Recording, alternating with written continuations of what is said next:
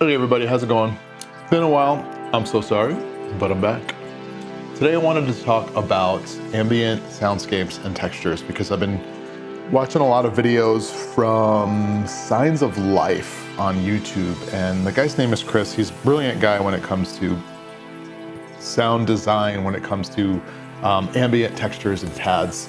And I've been looking at the stuff that he's doing, and I've learned a ton from him, so I highly recommend you check out his channel. I'll put it in the link below. But more importantly, he's doing it using software, and there's nothing wrong with that. But as you know, this channel is really all about hardware, and I really want to try and replicate some of the things that he's doing with software on hardware. And what better hardware device to use for that than the Elektron Analog Four MKII. So let's talk a little bit about how we might do that.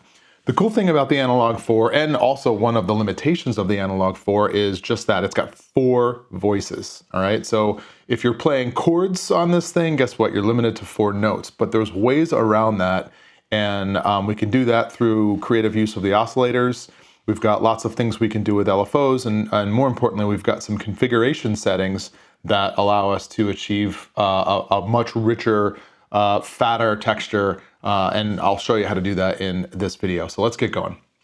All right, first things first, I want you to go to track 1 and your note section and turn the length all the way up to infinity, because I don't want to have to, I just want a note to play and drone on for a while. A lot of what we're going to create is really kind of a droning pad background texture for this example. So we've got that situated.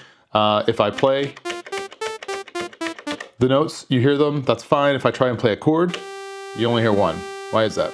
Because we have to go to polyconfig and we have to turn on all my voices. So 1, 2, 3, 4 voices, right? All right, so now we've got all of our 4 voices playing. The trick to what I want to show you today is this setting right here, use track sounds. All right, use track sounds allows you to spread the voices over multiple tracks, right? So you have 4 voices. If I input a 4-note chord, I can have one of those notes or each of those notes play on a different track, which means I can have 4 different sounds, right, that make up that chord, all right? And that can get really cool and really creative. So we're gonna turn that on, all right? And then we're gonna back out of that screen and we're gonna go to our mixer. And if we go to the mixer, you'll see that all my channels are on. So 1, 2, 3, 4. All right, so this is a C major 7th chord. I'm going to turn off all the voices except for 1. All right, so even though I'm playing a chord, you can only hear the C because track 1 is the only one that has volume. All right, so let's start with track 1 and let's start to create this sound texture. So let's turn on our record mode, and I'm gonna punch in a trig. I'll redo it. I'm gonna punch in a trig and hit 1, 2, 3, 4. So this is C major 7th chord. If I let go, they're locked in, right? So if I hit play, it's just gonna play that. And because I set the note to infinity, it's just gonna play it on and on and on. All right, so now let's use that chord to try and sculpt this sound, all right? And since we only have 1 channel activated, or the volume on 1 channel activated, it's only gonna show that first note, which is that C. So let's go ahead and hit play. And let's start to sculpt the sound. So let's go to oscillator 1. I'm gonna leave the waveform as a wave, all right, as a saw. And let's add a sub oscillator to it. All right, and let's add some pulse width modulation to it to give it some motion. Ambient textures and soundscapes and pads have lots of movement to them. So we're gonna try and modulate lots of different aspects of this so that we can get a full and kind of a motion of sound. So this wall of motion, all right? So that's oscillator 1. I'm gonna go ahead and add some noise to it by pressing oscillator 1 again and then turning up the noise oscillator. All right, so you can hear it. Let's dial it back, like 30 should probably be fine. All right, so we've got those going. It's really buzzy, don't worry, we're gonna fix that. Let's go to oscillator 2 and bring that in. All right, so oscillator 2 is, again, a saw wave. Let's go ahead and change that to like, triangle's fine. Add a sub to it. Let's detune it a little bit so we get a little bit of a fatter sound. So detune it to like 12. Also add some pulse width modulation to it to kind of get that motion going. All right, pretty good. And then let's go to the filter and let's start to shape this sound. Let's pull the highs down so we're not so buzzy. Add some resonance to it. Pull the lows in a little bit, add some resonance to it. We're gonna modulate these filters frequencies, so don't even worry about that. Let's go to the amp. All right, so the amp envelope right now is set for when you press the key, it's gonna come on. Let's go ahead, we want that, it's a pad, so we want it to come in over time. So let's set that to like, I don't know, 75. Let's set the release to like 80 so that when you let go of the chord, it's gonna fade out slowly. And shape is completely up to you. I really like this shape right here, shape number 4, where it kind of comes in logarithmically and then fades out steadily. Let's add some chorus to it. If you don't have headphones on, I highly recommend you go get them because this is where the rubber meets the road, so to speak, on these sounds. This chorus adds a nice, thick, moving texture to it. We're gonna add some reverb to it as well. Just crank that up to 100. All right, and I'm not gonna use the envelopes. If you wanna use the envelope to modulate stuff, you can, by all means. I highly recommend it. I'm just gonna do this with LFOs. So 2 LFOs is more than enough to get the texture that I'm looking for. So I'm gonna change my wave on LFO 1 to sine wave. I'm gonna lower the speed to like 1 because I want a nice slow movement to it. I've already got the frequency for filter 1 selected, right? So I'm fine with that. What I'm gonna do is I'm gonna start to modulate that, and you can hear it start to move back and forth in a sine wave. All right, so that sounds pretty good there. The frequency for filter 2, which is right here. All right, we're gonna go ahead and do the same, roughly around, I don't know, 13, 14.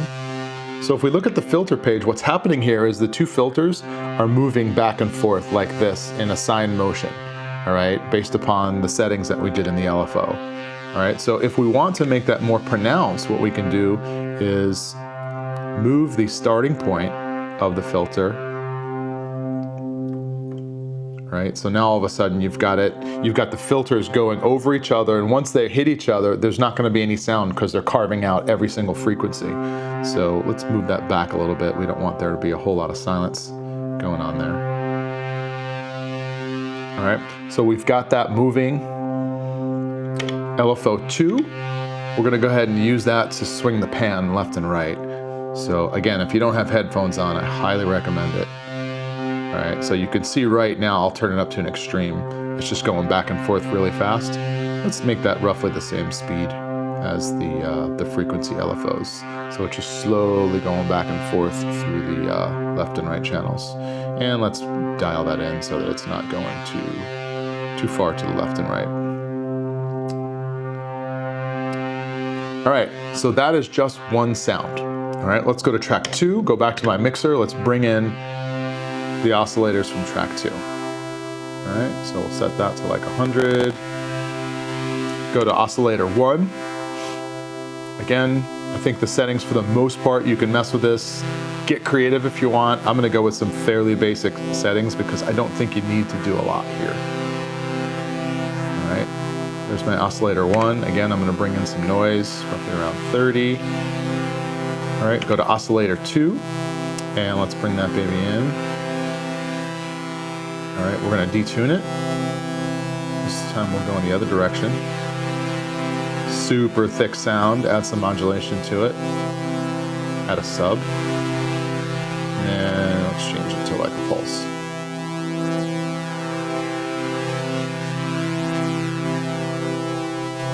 All right, again, let's go to the filter. Let's pull the filter down on the high end, add some resonance, pull the filter up on the low end, add some resonance. I'm sculpting these to my taste. By all means, play with it and get somewhere that you feel good about it. If you want, add some overdrive to it. I don't think it needs it, but again, have fun. We're gonna go ahead and mess with the amp envelope. Again, we want this to come in over a longer period of time, so I'm setting it to like 90, set the release at like 85, somewhere around there. Set my favorite shape, pull the chorus in real quick. There we go, nice and thick. Add some reverb.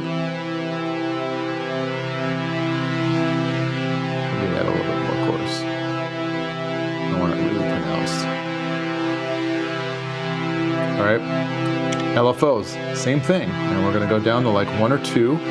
Maybe change the speed a little bit so that we're not doing the exact same thing on both sounds. Change the wave to a sine, mess with the frequency.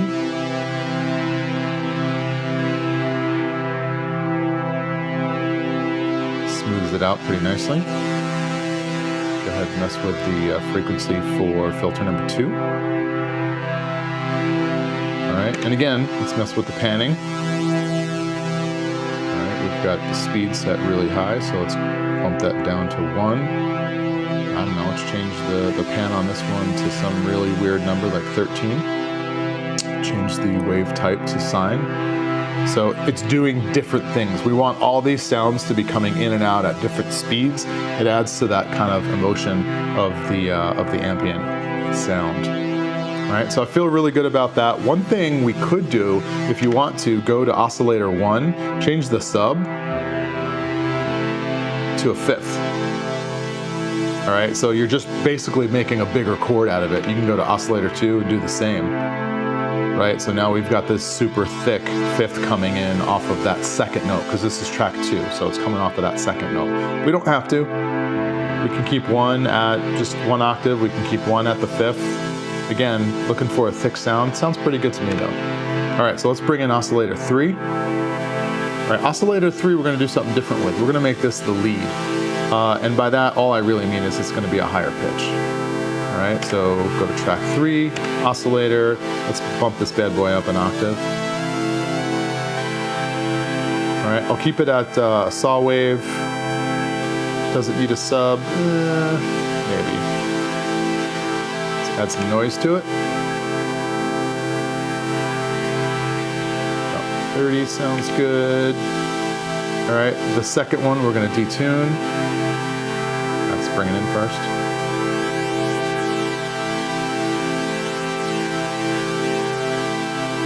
Add the sub.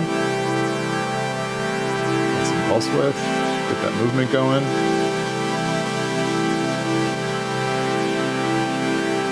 Very subtle, if at all. Also, let's go ahead and add some vibrato to this one. You hit oscillator 2 twice, you get to the vibrato screen, and you can go crazy on this. It's just pitch modulation, but let's dial it down so that's respectable. And then let's go ahead and make that fade in over time. You don't want it to immediately vibrate when the sound comes in. You want it to kind of happen over time. That's fine. I still think that's a little bit too much, so let's dial that back. All right, let's go ahead and mess with the filters. All right. Sounds pretty good. Maybe a little overdrive for this, since it is our quote-unquote lead sound. All right, so the attack's gonna be the same. I really want this to come in over a longer period of time. Same thing with the release. But we're gonna play with when this sound comes in using the LFOs. And I'll show you how we're gonna do that. So let's add some chorus, add some reverb, maybe a little bit of delay. These are default delay and reverb settings. I did not change a thing, so go nuts if you want to get even more creative than that. All right, so let's go to my LFO. All right, so what I'm gonna do here, all right, so you hear that going back and forth. We're gonna lower that a lot, but we're gonna make it really deep so that when frequency 1 and frequency 2 are going back and forth, they're gonna cancel each other out, all right? So we're gonna go so deep that there's actually silence. Load the speed down a lot, like 12. Make it a sine. All right, I'm gonna go back to my filter and I'm gonna lower this. Raise this. All right, so when these guys are moving back and forth, they're actually gonna be cutting each other off. So it'll go away for a while. You can kind of still hear it, and then it comes back up. So it almost disappears for a little while. Maybe we'll lower the volume a little bit. Yeah, it's almost gone, and then it'll come back. Nice. And we can also pan this baby if we want as well. Let's go ahead and pan it roughly the same speed as the LFOs on the frequency, and it'll just kind of slowly go left and right, not too deep, not too wide, just kind of slow movement. All right, so I've got three sounds. I've got two bassy kind of sounds, and I've got one a little bit more high-pitched, quote-unquote, lead sound. For the fourth track, what I want to do is use that to create some weird textures to this so that it's not just a bunch of chord notes. All right, so let's bring that in. We're gonna go to oscillator 1. I'm not gonna touch it, all right? I am gonna add a sub to it. I'm gonna go to oscillator 2, again, bring that in.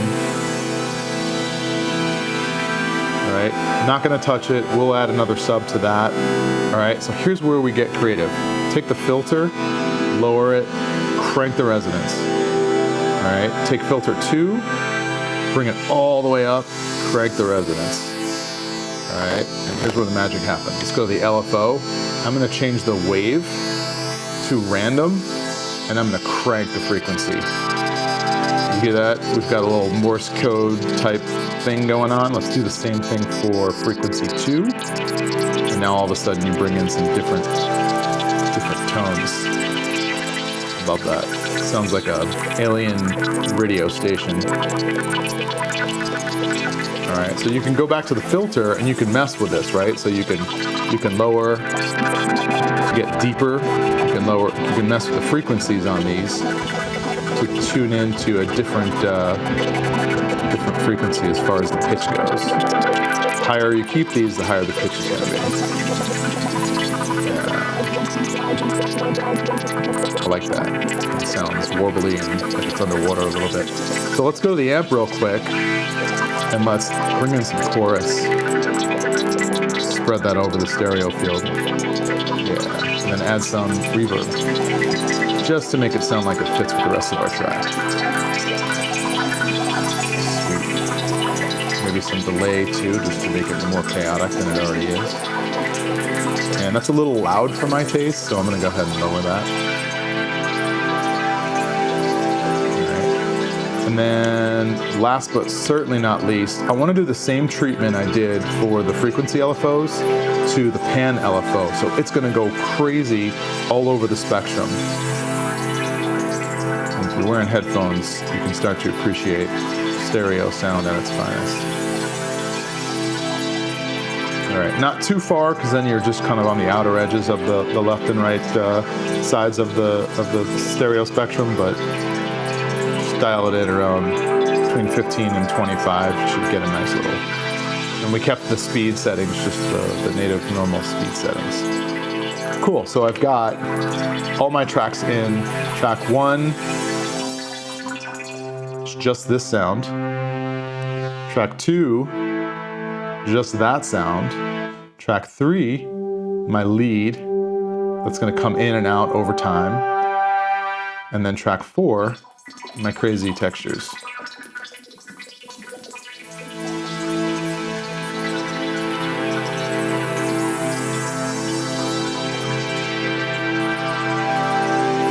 All right. So that's the gist of creating this kind of stereo soundscape, ambient, spacey vibe to it. A couple of cool things that you should know. All right, so let's go ahead and shut it off. All right. So because of the way the polyconfig is set up on this allocation where it's set to reset, all right? So if I press note 1, it's gonna play track 1 because I'm on track 1, so it's starting on track 1. But if I go to track 2 and I press the first note, it's gonna play whatever sound is on track 2. My next note is gonna be track 3, my next note is gonna be track 4, and then my next note is gonna be track 1. So it cycles through all of them. And there's a bunch of different settings. You can play around with them on your own to see what the different settings are. But again, depending on which track you're on, that dictates how the sounds come in and which sounds get allocated to which notes on your chord, all right? So I happen to have my trig set up on track 1, right? So track 1 is always gonna be the starting point, which is that C. All right, and then the rest of the notes are just gonna come in over time. So remember, I set the amplitude envelope so that there's a super slow decay or super slow attack. you'll see it kind of fade in. All right, and if I want to, I can go to track 4 and do the same so that the space noises come in way later, and then maybe they leave at a different frequency. So if we start it, you don't hear them, and then they start to come in over time. All right, this is what I wanted to show you. I think it's cool. I think the Analog 4 is way underrated for pad-like textures. I see lots of people doing videos that have, you know, bassy sounds to it, and it's great for that as well, but I feel like don't sleep on the Analog 4 for pad textures and soundscapes because, as you can see, you can do quite a lot with it, and I haven't even scratched the surface on the capabilities. Like I said, if you wanted to, each track could have up to 4 different notes on it, and you could really build something super thick. I just happen to like, you know, different notes playing different sounds and some textures in the background. So if you have any questions, hit me up in the comments.